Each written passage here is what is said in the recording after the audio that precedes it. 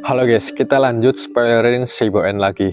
Karena kemarin ada yang minta dipanjangin durasi videonya. Oke, gue buat versi detail ceritanya. BTW, chapter 6 gue skip dan langsung ke chapter 78 karena nggak gitu ngaruh juga ke cerita utama. Jangan lupa like dan kasih hype, dan kita langsung ke ceritanya.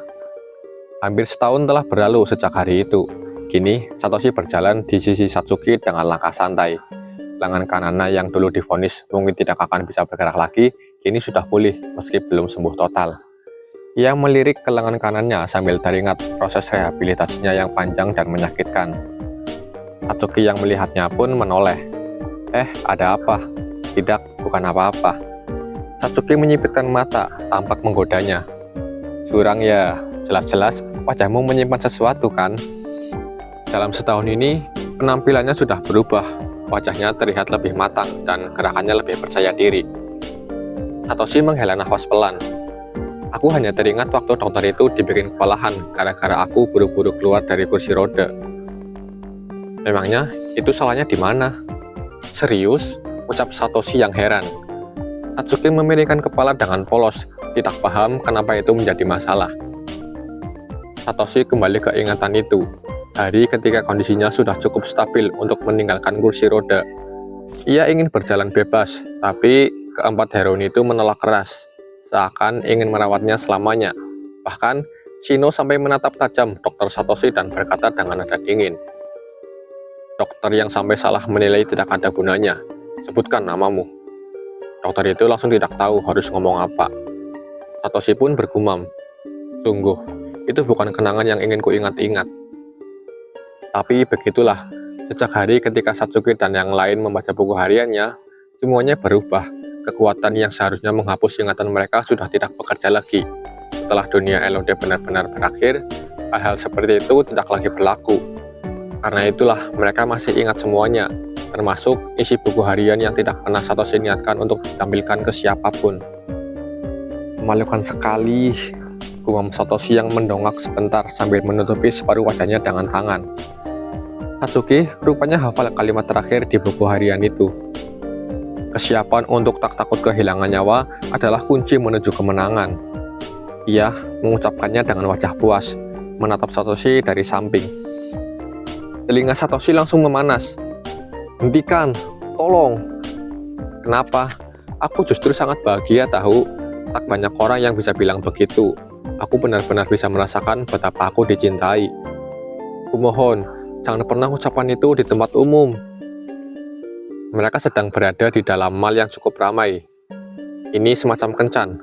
Biasanya mereka berlima, tapi 3 orang lainnya ada urusan masing-masing hari ini. Satsuki lalu menyelipkan lengannya ke lengan kanan Satoshi dan menatapnya dari bawah dengan ekspresi manja.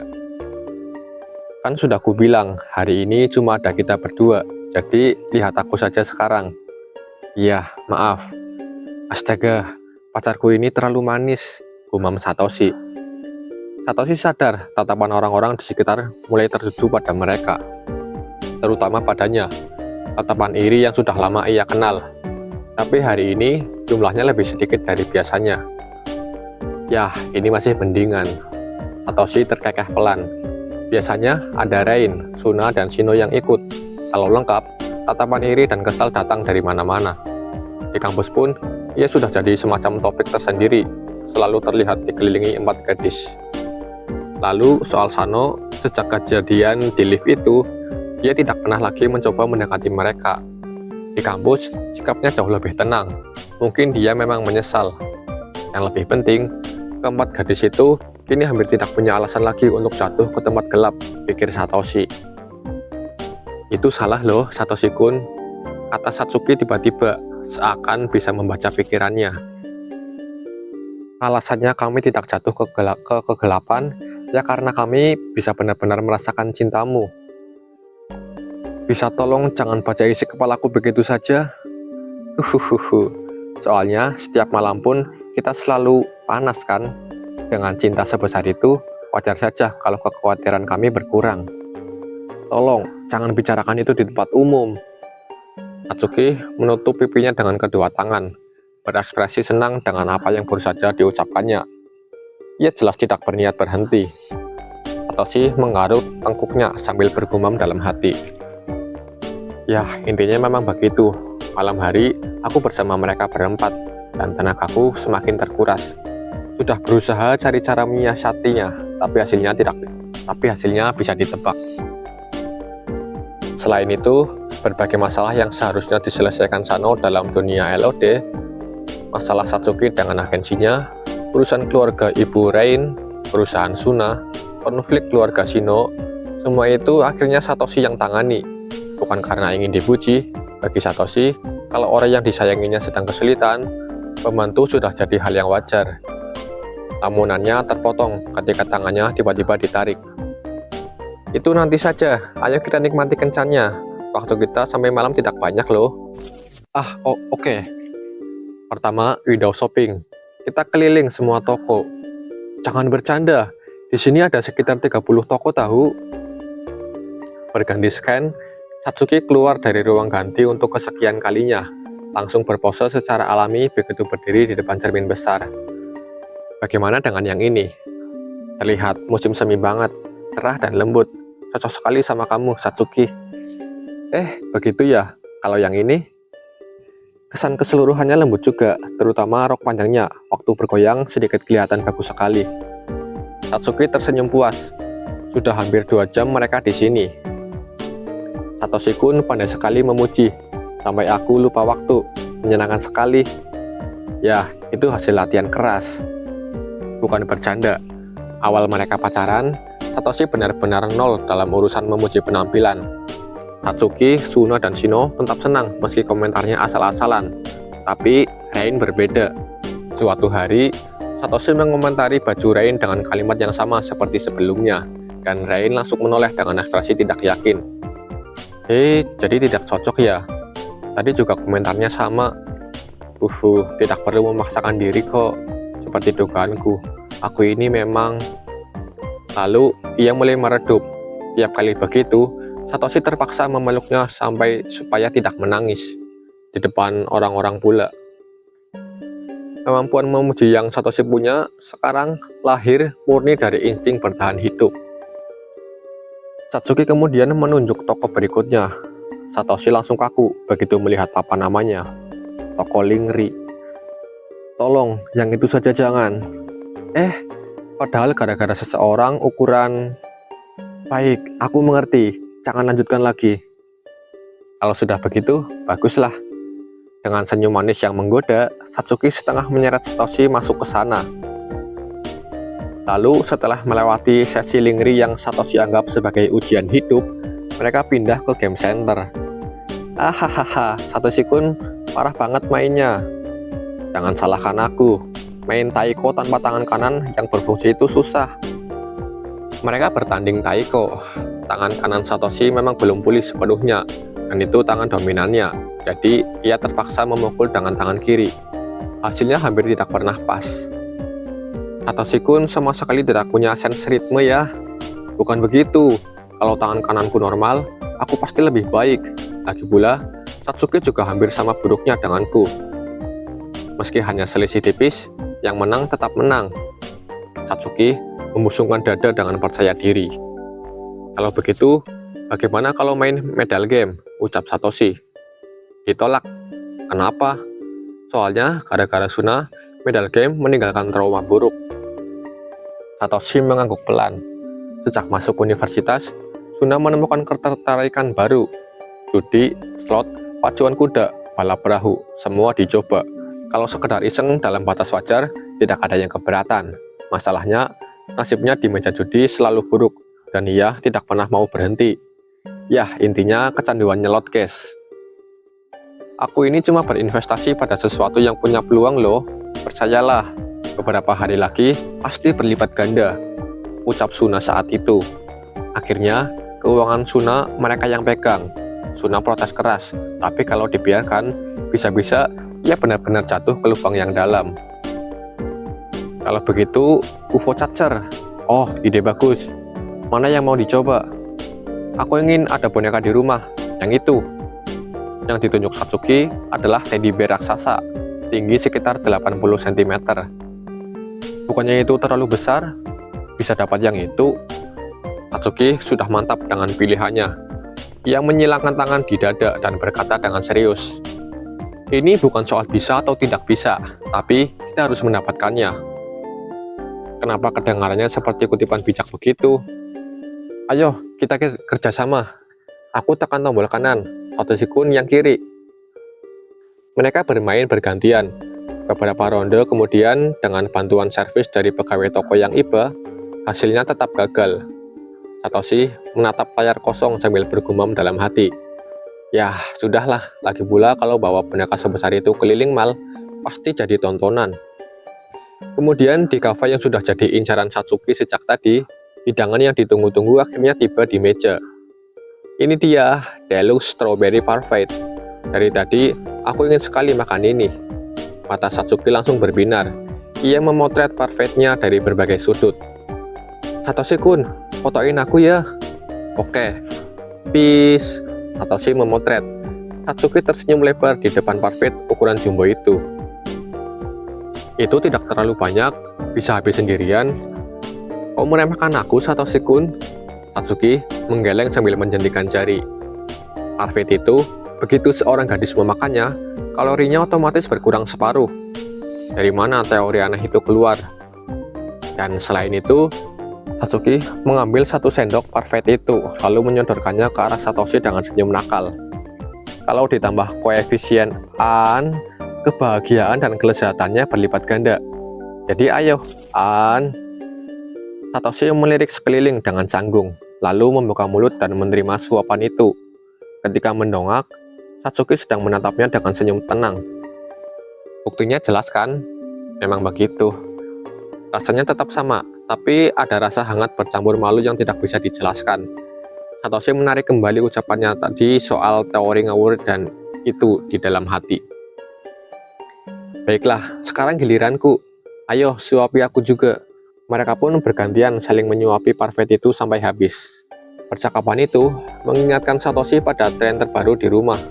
Belakangan ini, mereka sering membeli alkohol dan minuman bersama, dan Shino yang terlihat paling tenang dan elegan di antara semuanya, ternyata yang paling suka sekaligus paling tidak tahan minuman alkohol.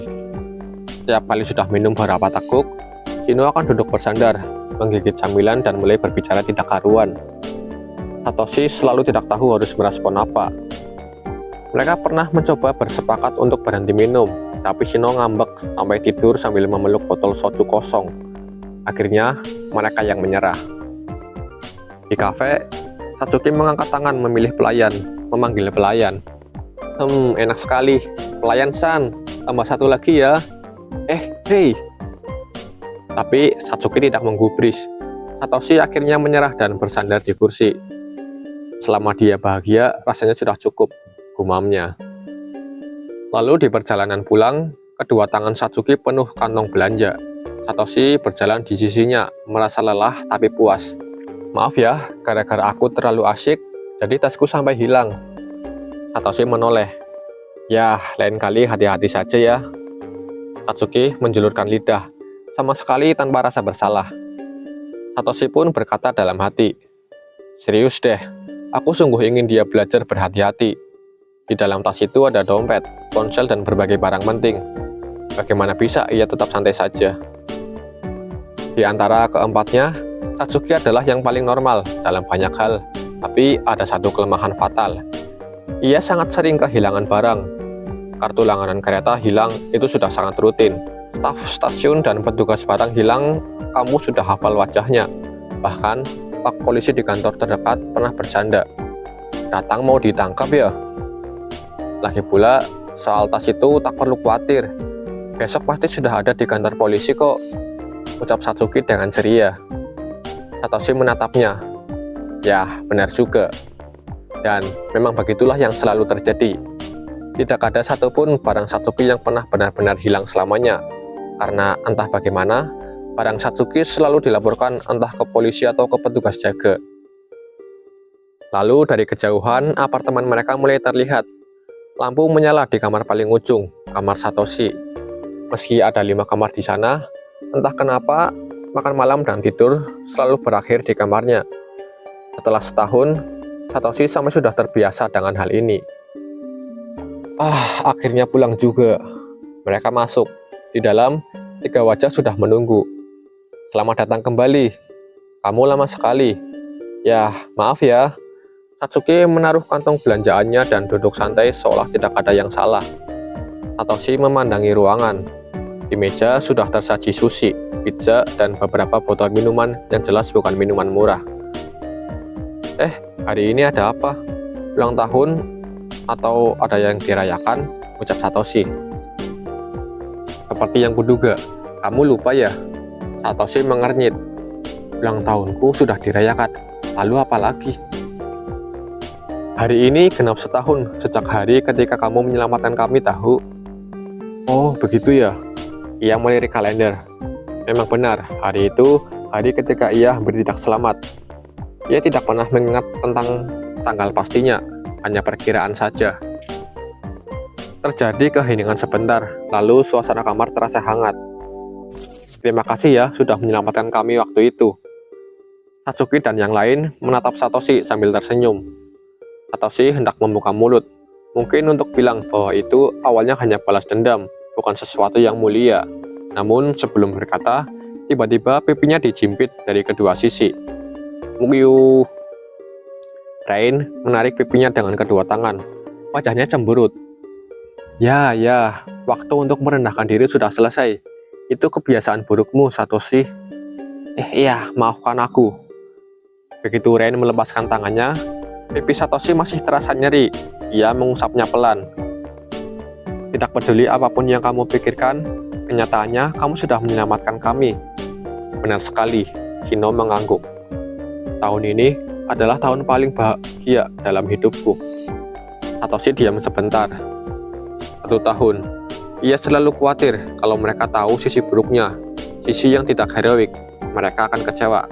Tapi mendengar Shino berkata begitu dengan wajah seserius itu, entah kenapa membuat dadanya terasa hangat. Ya, terlepas dari itu, Rain mengalihkan pandangannya ke Satsuki yang masih duduk di sisi Satoshi. Satsuki, lepaskan Satoshi. Rain mengelurkan tangan, mencoba menariknya pergi. Apa-apaan sih? Berlaku seakan tidak ketahui itu curang sekali ya, Satsuki-chan. Suna masih tersenyum seperti biasa, tapi tekanan di balik suaranya terasa nyata. Nadanya lembut, tapi ada sesuatu yang membuat bulu kuduk berdiri. Apa maksudmu? Jangan pura-pura. Shino mengangkat selembar kertas dengan ujung jari. Wajahnya datar. Di kertas itu tertulis, aku akan membawa Satoshi keluar, jadi persiapkan pestanya.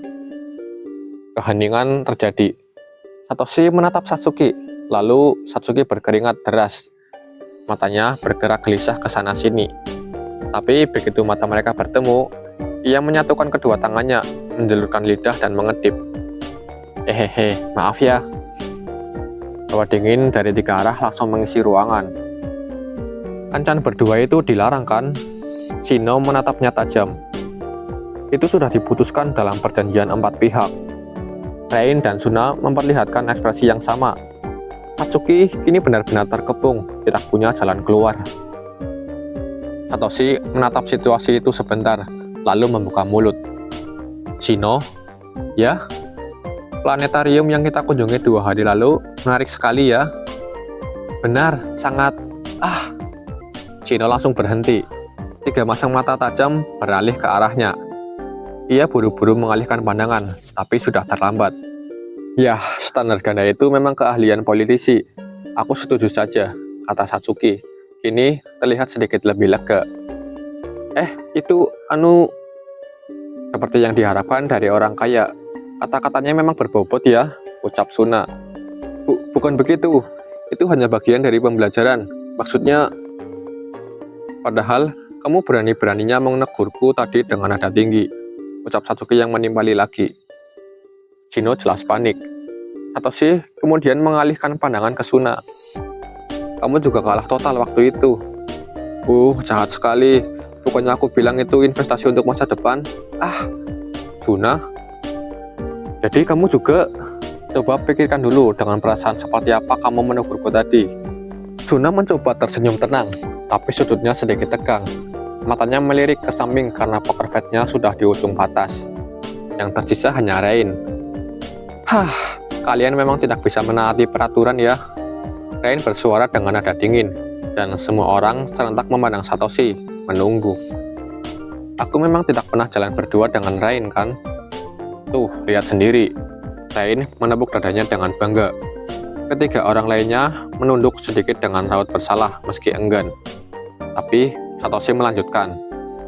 Kalau soal curhat tentang bagaimana caranya bisa lebih akrab dengan kalian bertiga, itu sih memang pernah ya. Itu, wajah Rain langsung memanas. Merah merata dari pipi sampai ke telinga. Ia tidak bergerak, tidak berbicara, hanya berdiri dengan ekspresi yang tidak tahu harus marah atau senang. Keheningan turun sepenuhnya.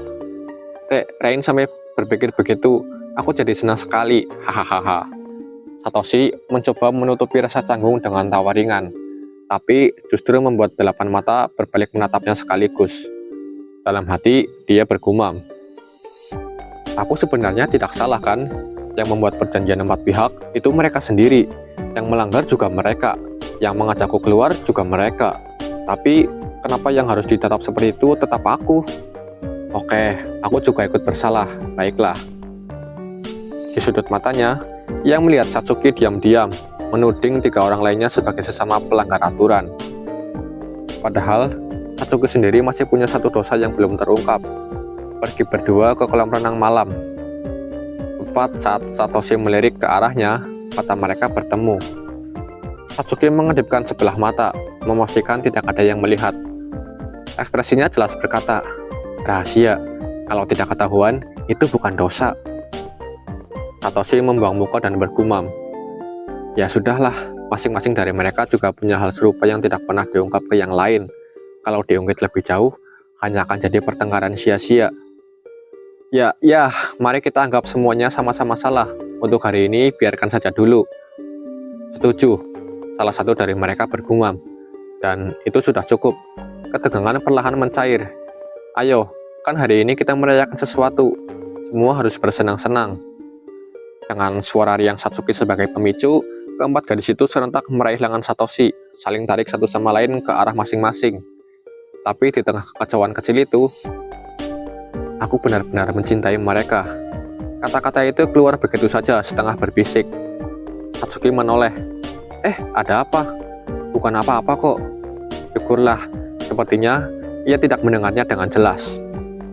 Kita beralih ke setahun yang lalu. Di rumah sakit, terlihat Satoshi yang masih koma di ranjangnya. Di kiri dan kanan ranjang, 4 orang duduk. Suna duduk di antara mereka, dan di tengah suasana yang muram itu, ia tersenyum.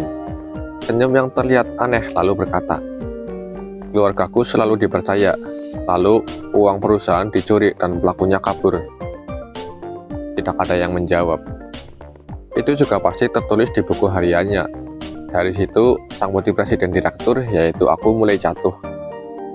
Waktu ketahuan, uangnya sudah habis buat judi. Katanya mau mengembalikan budi pada keluarga Nanjo dengan cara menggandakan uang. Alasannya lucu kan? Konyol banget. Waktu itu, aku ada di salah satu tempat penampungan. Tinggal gratis, makan terjamin. Tapi keluargaku sendiri tenggelam dalam hutang ke rentenir dan aku nyaris menjual diri. Nada suaranya tidak berubah, tapi kata-kata itu berat. Negara ini terlalu lunak pada pelaku, pada korban mereka dingin. Sesaat, wajah Suna kosong dan senyumannya lenyap. Tapi dalam hitungan detik, ia sadar dan memasang senyumnya lagi. Maaf ya, makanya aku berpikir kebalikan cinta itu adalah kebencian.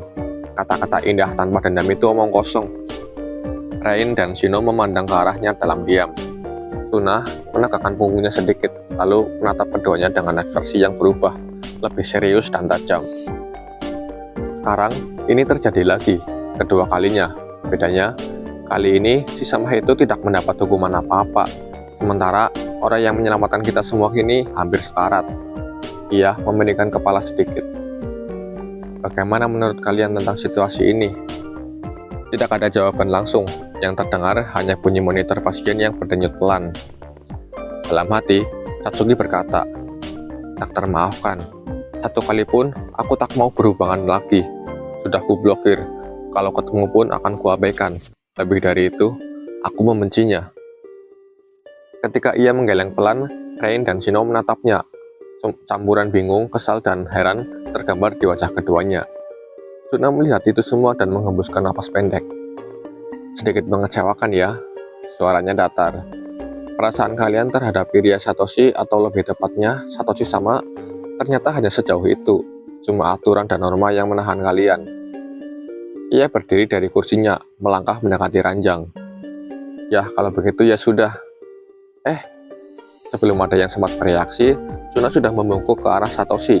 Bibirnya menyentuh kulit yang terlihat di sela perban di pergelangan tangan itu. Pelan, nyaris seperti ritual. Satsuki berdiri seketika. Apa yang kau lakukan? Suna menegakkan tubuhnya, menatap mereka dengan tenang. Ini bukti kesetiaan. Ia kembali menyandarkan wajahnya di dekat wajah Iriya Satoshi yang terbaring.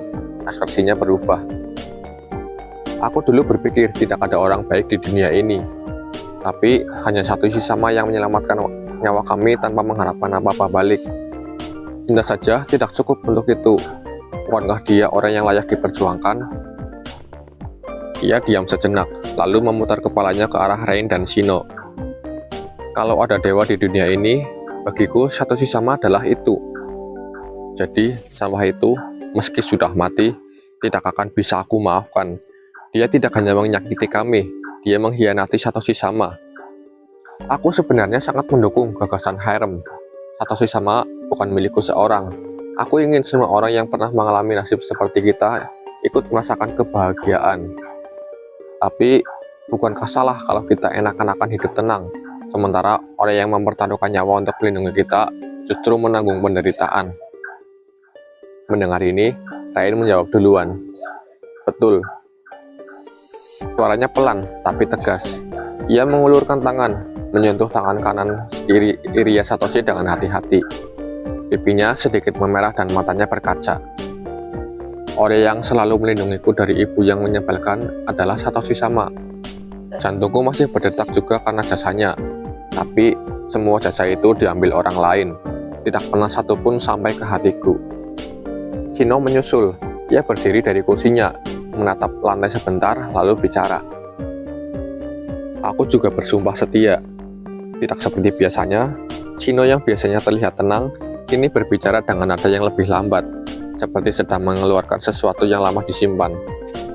Karena aku anak selir, ibu tiri dan saudara tiri membenciku. Aku tidak punya siapa-siapa, hanya dijadikan alat untuk pernikahan politik. Aku pengecut, aku tidak punya keberanian untuk kabur. Menurut buku hariannya, kalau aku diikatkan dengan tunanganku itu, aku hanya akan dipermainkan dan berakhir mati. Ternyata penilaianku tentang orang memang tidak salah. Satoshi sama yang mengembalikan takdir itu, aku tidak akan bisa membalas budi itu meskipun dengan nyawaku sendiri. Mulai sekarang, apapun yang terjadi, aku akan berada di pihaknya, meskipun harus melawan keluarga Shinonome. Ia menatap mereka satu persatu, lalu berbisik dan menyandarkan diri di dekat Satoshi. Karena itu, siapapun yang merampas jasanya dan mengancam nyawanya, pasti kubunuh. Suna tersenyum dan menoleh. Begitu katanya. Satsuki yang dari tadi diam akhirnya berbicara. Semua yang membuatku bisa bertahan menjalani pekerjaan grafur adalah karena dia. Sebetulnya, aku tidak ingin melakukannya. Setiap hari aku ingin berhenti, ingin kabur. Dan sakamera itu menakutkan. Mata orang-orang di baliknya lebih menakutkan lagi. Tapi, itu satu-satunya yang bisa aku lakukan. Bukan cuma tubuhku yang tergadai. Pelan-pelan, jiwaku ikut terkikis, sampai aku tidak punya jalan keluar. Lalu dia datang. Dia menginvestasikan banyak uang untukku, yang waktu itu tidak terkenal sama sekali. Ia membuatku percaya lagi. Aku rela menyerahkan segalanya. Aku mencintainya. Benar-benar segalanya. Tangannya mengepal di atas lutut. Karena itu, aku setuju dengan pendapat Suna. Tapi keduanya tidak lengkap. Kebalikan cinta memang kebencian, dan pasangan dari cinta benci itu adalah ketidakpedulian. Bayangkan dari sudut pandang Satoshi sama. Ia sudah memberikan semuanya berkali-kali, tapi yang dia terima selalu hanya ketidakpedulian. Semua orang selalu berbicara soal kebaikan tanpa pamrih. Relawan, aktivis, orang yang terjun ke daerah bencana, seolah mereka malaikat. Tapi tetap saja, ada yang mereka dapat. Rasa terima kasih, kepuasan batin, nama baik. itu bukan benar-benar tanpa pamrih. Dunia ini bekerja berdasarkan pertukaran. Tapi Satoshi sama berbeda. Sebanyak apapun yang ia lakukan, semuanya diambil oleh orang yang bernama Sano Yuto. Tidak ada rasa terima kasih yang sampai padanya. Tidak ada pengakuan, dan pada akhirnya bahkan keinginannya untuk hidup pun diinjak, dinyatakan mati begitu saja. Tanpa disadari, air mata mengalir di pipinya. Ponselnya tergelincir dari tangannya yang melemas, jatuh ke lantai dengan bunyi kecil. Namun, Satsuki tidak memungutnya. Makanya, bagaimana kalau dia merasakan hal yang sama dengan yang dialami Satoshi sama? Diabaikan, dihianati, dan kehilangan segalanya. Lalu, sebelum ia selesai bicara, 3 wajah lainnya sudah mengangkat kepala, dan ketiganya tersenyum hampir bersamaan. Obrolan itu berlanjut dengan nada yang terasa aneh, hampir seperti diskusi biasa, bukan perencanaan balas dendam. Hahaha, Satsuki-chan, kamu mulai agak gila ya, tapi Suna menahan tawa. Kalau cara berpikir kita sudah sejauh ini, justru menarik. Aku juga berencana begitu sebetulnya. Ya, Shino mengangguk. Tidak ada pilihan lain, supaya dia merasakan penderitaan yang sama. Satsuki menyambung tanpa ragu. Bagaimana kalau kita pastikan Satoshi sama masuk universitas yang sama dengan kita? Suna memiringkan kepala. Maksudnya menggunakan pengaruh keluarga Shinonome untuk memasukkannya? Aku tidak ingin membuat Satoshi sama khawatir loh. Mendengar hal ini, Shino angkat bicara. Tenang, setelah memeriksa komputernya, ternyata dia sudah melamar dan diterima di universitas kita. Jurusannya pun kebetulan sama. Oh, begitu? Pas sekali untuk memperlihatkan adegan NTR. Benar, jujur saja, aku ingin duduk bersebelahan di kelas, tapi itu agak berlebihan. Ada keheningan menyeramkan sebentar. Setelah itu, hehe, kalau begitu, dia mungkin tidak sempat mendaftar masuk dan harus menunda 1 tahun. Satoshi sama tentu tidak menginginkan itu. Bagaimana kalau kita mengirimkan dokumen pendaftarannya ke rumah sakit? Oh ya, soal cara membunuhnya, bagaimana menurut kalian? Tidak ada yang tersentak, tidak ada yang keberatan. Ya, tidak ada pilihan lain kan, supaya dia merasakan penderitaan kehilangan. Kita beralih ke saat ini. Dalam keadaan sunyi, keempat heroin duduk mengelilingi Satoshi yang tidur di meja. Rupanya, gelas Satoshi sejak tadi sudah dicampur obat tidur. Satsuki mengambil selimut dari dekatnya dan menyelimutinya dengan hati-hati. Maaf ya, Satoshi-kun, tapi aku tidak bisa menyeretmu ke dalam hal ini. Mereka pun saling bertatapan, lalu mereka berdiri, berganti pakaian ke seragam SMA lama mereka. Satsuki memandang bayangan dirinya di cermin. Seragam itu sedikit sempit di bagian dada karena sudah setahun lebih. Ayo, kita akhiri ini, ucapnya. Pintu terbuka dan berderit pelan, lalu keempatnya berjalan keluar dari apartemen. Kemudian di depan gerbang sekolah yang dulu mereka lalui setiap hari, Satsuki berdiri menatap ke arah gedung sekolah. Di belakangnya, seorang pria baru saja datang. Jarum jam sudah hampir menyentuh tengah malam. Satsuki berkata tanpa berbalik. Aku terus bertanya-tanya, kenapa pencipta dunia ini membuat LOD? Heroin yang tidak dipilih, sang protagonis akan berakhir mati. Apa maksud konsep itu? Ia akhirnya menoleh. Di matanya ada rasa ingin tahu yang murni, tapi di baliknya ada sesuatu yang lebih gelap. Orang yang datang, Sano Yuto, tidak menjawab. Punggungnya terasa dingin tiba-tiba.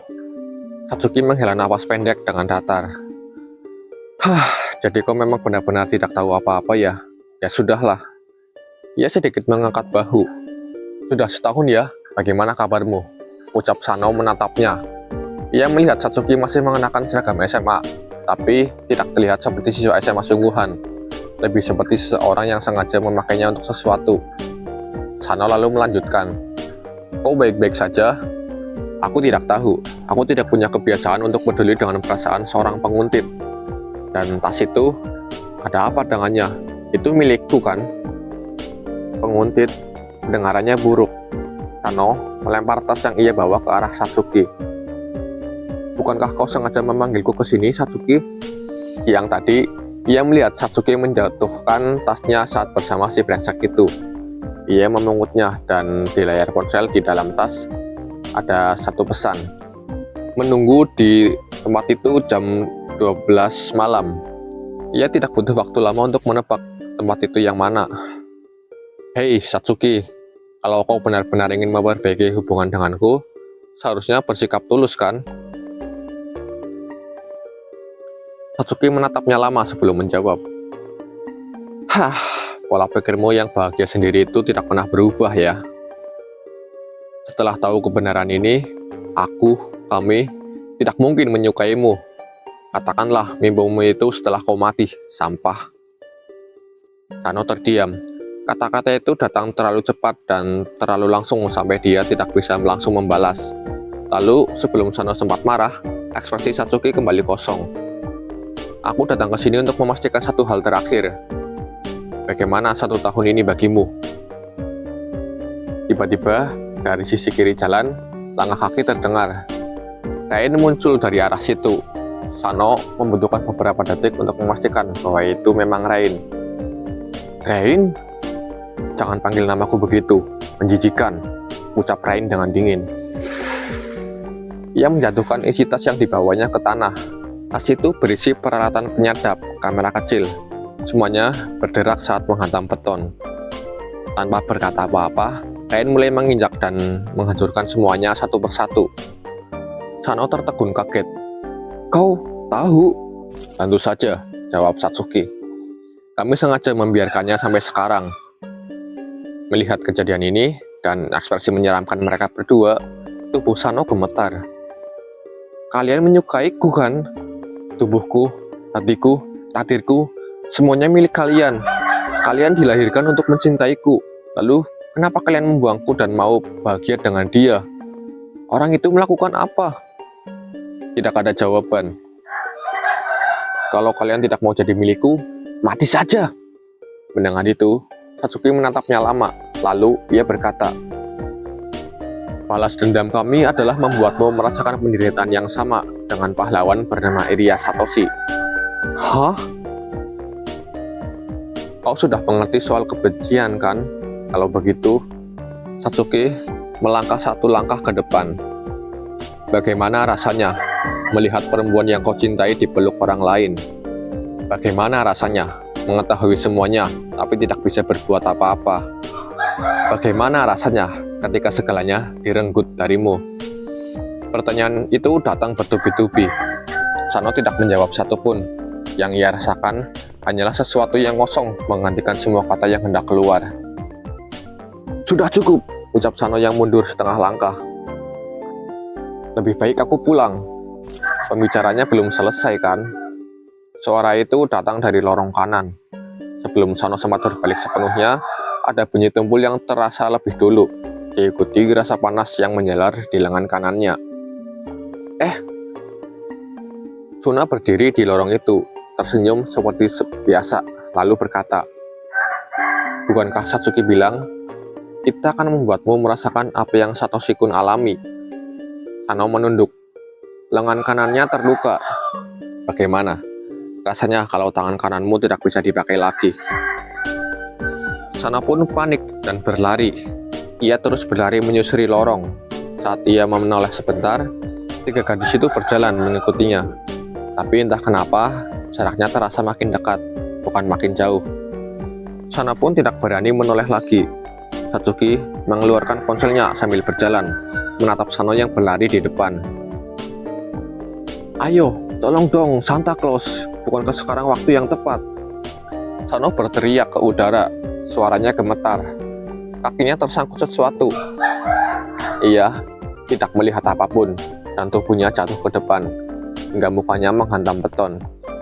Darah segar keluar, tapi ia memaksakan diri untuk merangkak. Di ujung penglihatannya yang mulai kabur, ada lampu lalu lintas yang hijau. Kalau bisa menyeberang ke sana, gumam Sano. Namun, lakukan saja, Shino. Dari kejauhan terdengar mesin truk. Truk itu kemudian menabrak Sano yang merangkak di jalan. Tubuhnya terlempar dan jatuh terkapar lemas di jalan. Kemudian seorang gadis keluar dari truk itu. Sano mengangkat matanya. Shino? Ucap Sano lirih. Tidak ada yang menjawab. Di atasnya, 4 heroin itu menatap ke bawah dengan tenang. Lalu Satsuki pun mulai berkata, seorang pelajar SMA yang menerobos lampu merah terlindas truk. But in, ya sayang, kami tidak bisa merekonstruksi ini dengan sempurna. Kami kan sudah mahasiswa sekarang. Ia lalu sedikit berjongkok dan memandang Sano dari dekat. Bagaimana rasanya putus asa karena harus menerima takdir mati? Saat Sano mencoba berteriak, ia mencoba menggerakkan tangannya, tapi tidak ada yang bergerak. Yang bisa ia lakukan hanya memandang mereka dengan matanya, sambil memohon pengampunan dari mereka berempat. Tapi keempat heroin itu menatapnya datar tanpa belas kasihan. Beberapa saat kemudian, 4 orang itu berdiri mengelilingi tubuh Sano yang tidak bergerak. Kalau begitu, mari kita selesaikan sesuai rencana. Cepat. Benar, kalau dibiarkan terlalu lama, bisa ketahuan. Paling buruk, polisi bisa kita kelebui sedikit. Kita tidak boleh sampai berhutang budi pada keluarga Shinonome karena urusan ini kan? Ayo, daripada banyak bicara, bergerak saja. Tidak ada yang gemetar, tidak ada yang ragu-ragu. Dada mereka hanya berisi satu hal, yaitu lega. Di sisi lain, Sano rupanya juga membuat sebuah catatan harian saat kuliah. Gue pakai TTS saja ya, karena udah capek juga. Thanks buat yang udah nonton dan see you di next video. Tanggal 8 April, aku pikir aku akan menulis catatan harian untuk membangunkan mata para heroin. Aku memiliki keraguan bahwa Iria Satoshi, 4 gadis cantik, memanipulasi mereka dengan cuci otak yang kuat. Untuk itu, aku akan merekam Iria-kun dan perbuatan buruknya. Aku akan mengungkap semua perbuatan buruk dan aku akan tenang. Tanggal 15 April. Sialan, Satsuki dan yang lainnya sedang bermesraan. Dasar keparat ini. Tanggal 18 April. Jika aku tidak mengenal musuh, aku tidak bisa melakukan apa-apa. Aku menjadi tenang dan memutuskan untuk mengikuti Iria-kun. Tanggal 19 April. Aku menemukan apartemennya. Sepertinya mereka berlima tinggal bersama. Mati sana. Tanggal 20 April. Satsuki menjatuhkan kamera dan kunci. Aku dengar dia tidak pandai menjatuhkan sesuatu. Tanggal 23 April. Aku membuat kunci dan menyusup ke dalam rumah. Aku memasang kamera pengintai dan alat penyadap di kamar Iria-kun. Sampai di sini saja perbuatan burukmu. Aku akan mengungkap bagaimana dia melakukan cuci otak. Tanggal 25 April. Hentikan, hentikan, hentikan. Jangan menyentuh gadisku. Jangan sentuh Satsuki dan yang lainnya. Tanggal 29 April. Setiap hari, hanya adegan mesra, sialan. Apa yang dilakukan Santa Claus? Tanggal 1 Mei. Satsuki berkonsultasi dengan Iria. Sepertinya dia ingin berhenti menjadi idola Grafure. Seharusnya dia berkonsultasi denganku. Tanggal 2 Mei. Untuk berhenti menjadi idola Grafure, Satsuki harus membayar denda pelanggaran kontrak. Bodoh. Aku dengar presiden agensi dan Iria sedang berbicara di kedai kopi. Aku juga pergi ikut serta, karena jika terjadi sesuatu, itu akan merepotkan. Tanggal 5 Mei. Iria dan seorang pria tua berwajah kokoh berdebat sengit. Aku dengar pria tua itu menyerah. Namun, dia menjatuhkan Iria dan menendangnya, lalu melemparkan buket bunga. Iria sepertinya tidak peduli dengan kata-kata terakhirnya, yaitu wanita yang tidak bisa melakukan apa-apa selain menjual tubuhnya. Aku bertanya-tanya apakah kata-kata buruk itu benar. Itu adalah cara terburuk untuk mengandalkan kekerasan pada akhirnya. Yah, cuci otak Satsuki pasti sudah terlepas. Tanggal 6 Mei. Kenapa kamu menghabiskan malam yang lebih panas dari biasanya? Aku tidak mengerti maksudnya. Tanggal 10 Mei. Aku mendengar suara wanita yang tidak dikenal di loker Iria. Wanita iblis berambut perak itu berteriak. Dan Rain yang tinggal sendirian di apartemen itu ketakutan. Dari apa yang kudengar, itu sepertinya Ibu Rain. Dia terlihat sangat mirip. Rain menangis dan dibawa pergi. Aku tidak bisa membiarkannya seperti itu. Tunggu sebentar. Sekarang, aku akan menyelamatkanmu. Tanggal 11 Mei. Aku mencoba pergi ke rumah Rain. Ibunya terlalu menakutkan, aku harus menyusun strategi. Tanggal 15 Mei. Iria, yang khawatir tentang Rain, pergi ke apartemennya. Aku juga pergi untuk melihatnya. Bodoh. Bagaimana bisa gadis itu menerimanya jika dia menerobos masuk tanpa berpikir, ahaha. Aku tidak mengerti maksudnya. Pik 4. Tanggal 16 Mei. Sehari kemudian, Iria, lalu Rain dan ibunya keluar dari apartemen. Rain dan ibunya memeluk satu sama lain sambil menangis, dan Rain terus meminta maaf. Dan, ibunya menatap Iria dengan mata merah padam dan berterima kasih. Ketika aku melihat itu, aku benar-benar kesal. Terserah, tapi kenapa ibunya memanggil namaku? Tanggal 17 Mei. Rain yang bahagia sangat bersinar. Tanggal 3 Juni. Perusahaan keluarga Suna sepertinya dalam masalah lagi dan dia berkonsultasi dengan Iria. Tidak bisa dihindari. Industri percetakan tidak menguntungkan di era ini. Aku akan memberikan nasihatnya. Jika tidak ada orisinalitas, kamu akan tersingkir. Tanggal 5 Juni. Aku dengar Iria bergerak. Orang itu bodoh kan? Aku dengar dia tahu contoh-contoh di mana perusahaan percetakan pulih. Apakah dia seorang penjiplak? Dia tidak tahu kata-kata Festimulim dan untung. Yah, di kehidupan sebelumnya dia mengatakan sesuatu yang terdengar seperti itu. Dia punya pengetahuan yang dangkal dari internet, kan? Tanggal 15 Juli. Aku dengar perusahaan Suna pulih. Orang tuanya datang ke Iria dan berterima kasih padanya sambil membungkuk. Pada akhirnya, mereka mengatakan mereka akan menyerahkan putri mereka kepada Iria. Aku pikir perusahaan itu akan bangkrut karena mereka tidak bisa melihat orang dengan benar. Tanggal 16 Juli. Suna yang tenang menjadi pendiam. Tanggal 10 Agustus, kepala keluarga Shinonome, ayah Shino, datang ke apartemen. Bahkan melalui video, kehadirannya sangat menakutkan. Dia datang untuk membawa Shino kembali, tetapi Iria menolaknya dengan tegas. Dia sangat rapi, aku melihatnya untuk pertama kali dalam beberapa tahun. Dia meletakkan pisau di leher Iria dan mengancamnya. Shino merangkak di lantai. Dia mengabaikannya. Dasar pria tua, mati saja. Aku akan membuat Shino bahagia. Tanggal 11 Agustus. Aku memikirkan kejadian kemarin dan merasa kesal. Setelah itu, ayah Shino meninggalkan Iria. Iria hanya dimanfaatkan, dan dia terlihat lelah. Dia tidak berguna, terlihat seperti orang yang jatuh. Tapi kenapa dia begitu sombong dengan asumsi dia tidak akan dibunuh? Kalau begitu, aku juga bisa melakukannya. Tanggal 16 Agustus. Ayah Shino datang lagi. Sepertinya Shino adalah anak yang disayangi, dan dia menyesal telah membuatnya menderita, jadi dia ingin Shino menikah dengan pria yang baik dan menjadi bahagia. Oh, begitu. Kalau begitu, kenapa kamu mengakui Iria-kun? Jangan membuat gadis itu tidak bahagia, gelombang. Aku menolak dengan tegas. Tanggal 17 Agustus. Kemana perginya Yamato Nadeshiko? Tanggal 20 Agustus. Tidak ada tanda-tanda cuci otak masal Iria akan hilang. Tanggal 21 Agustus. Jangan memeluk gadisku. Tanggal 22 Agustus. Apa yang dilakukan Santa Claus? Tolong, selamatkan aku dari mimpi buruk ini. Tanggal 1 September. Kenapa? Padahal aku memikirkan mereka begitu banyak, mereka tidak menyadarinya. Tanggal 5 September. Aku keluar untuk mencari perubahan suasana hati. Perusahaan game favoritku sedang merekrut penulis skenario. Haruskah aku mencobanya? Tanggal 9 September. Dasar gadis-gadis sampah. Tanggal 23 September. Aku lelah menulis. Tanggal 3 Oktober. Entah kenapa, aku mulai merasa jijik pada mereka. Kenapa aku pernah menyukai gadis-gadis seperti itu? Tanggal 10 Oktober. Menghilanglah, dasar gadis-gadis sampah. Tanggal 15 Oktober. Dasar keparat, keparat, keparat. Mati saja, dasar pelacur Iria. Tanggal 18 Oktober. Ini yang terburuk. Aku ingin muntah. Aku merasa mual. Tanggal 20 Oktober. Aku harus menuliskannya. Aku merasa jijik ini harus diungkapkan. Tanggal 31 Oktober. Baru-baru ini, aku hampir tidak tidur. Mungkin aku punya bakat untuk menulis skenario. Tanggal 11 November. Kenapa? Bukan aku, tapi Iria si keparat itu. Tanggal 20 November. Semakin banyak gadis sampah yang mencintaiku. Aku benci Iria yang mengambil segalanya dariku. Tanggal 23 November. Ada apa ini? Ketika aku melihat mereka, ide-ide mengalir kepadaku. Mati saja. Tanggal 10 Desember. Tinggal sebentar lagi. Tanggal 24 Desember. Selesai, sudah selesai. Tanggal 25 Desember. Apakah ini mahakarya? Ya, ini pasti mahakarya. Aku pasti akan terpilih. Tanggal 15 Februari. Ada balasan dari perusahaan. Skenario yang aku tulis diterima. Ya, tanggal 14 Maret. Gadis-gadis yang tidak mencintaiku, mati saja. Aku akan memaafkan kalian ketika aku mencintai kalian. Dan, Iria, yang mengambil segalanya dariku. Mati bersama gadis-gadis yang tidak terikat denganku, tidak peduli rute mana yang dia ambil. Jika kamu ingin tetap hidup, lihatlah aku mengikat semua heroin. Nuansa seperti itu aku masukkan ke dalam judul. Itu adalah Love or Death atau biasa disebut Lot.